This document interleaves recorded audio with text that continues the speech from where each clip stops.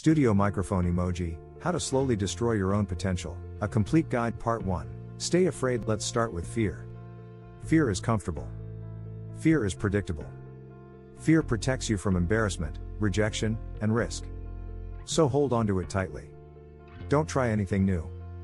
Don't speak up. Don't chase that idea sitting in the back of your mind. Because what if you fail? What if people judge you? What if someone laughs? Better to stay exactly where you are. Safe. Familiar. Unchanged. Forget that every inventor, entrepreneur, artist, athlete, and leader who ever mattered started terrified. Ignore the fact that courage isn't the absence of fear, it's movement despite it. Why aim for growth when comfort feels easier? Why attempt a life your future self or future family might thank you for? Avoid risk at all costs. Because avoiding failure is clearly more important than discovering what you're capable of. Part 2. Disconnect from your future. Next, treat your future self like a stranger. Imagine future you as someone completely different, disciplined, successful, organized, confident. Someone who magically wakes up one day with everything figured out. And most importantly, never connect today's choices to tomorrow's reality. Eat poorly today. Waste time today. Avoid effort today. After all, today doesn't really matter. Right? Ignore the obvious truth that your current life is simply the accumulation of decisions you made months or years ago. Accountability is uncomfortable. So instead, imagine success as a distant destination you'll somehow arrive at without changing anything.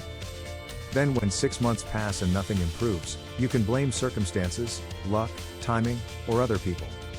Shake your head. Wonder why life never changes. And never realize that the future was being built quietly by your daily habits all along.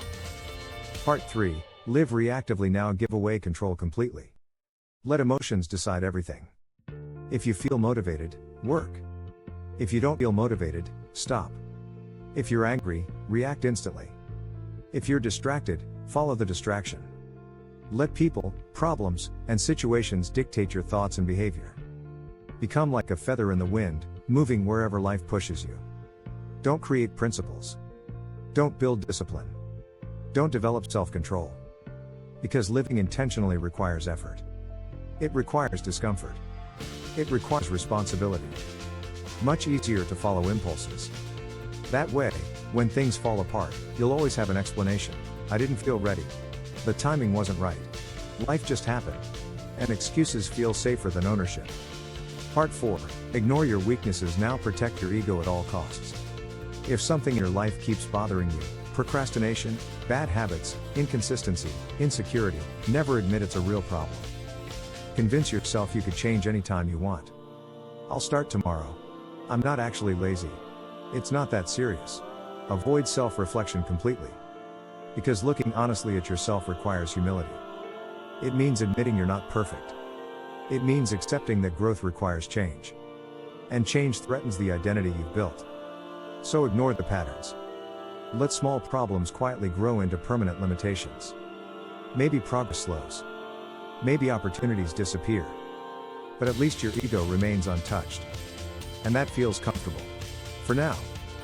Part 5. Trust doubt over yourself. Finally, surrender your belief. If you have an idea, something meaningful, exciting, or ambitious, immediately prioritize other people's opinions over your own. If someone says it won't work, believe them. They must know better. Never mind that they spent 10 seconds thinking about it while you spent years imagining it. Forget that their advice may come from fear, insecurity, or their own abandoned dreams. And definitely don't listen to people who have already achieved what you want. They're unrealistic. They're lucky. They're different.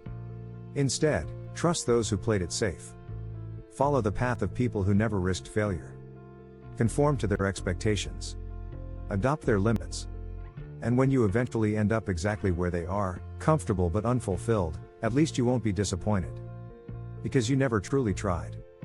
Closing. So there you have it. The perfect strategy to slowly ruin your potential. Stay afraid. Disconnect from your future. Live reactively. Ignore your flaws. And doubt yourself whenever opportunity appears.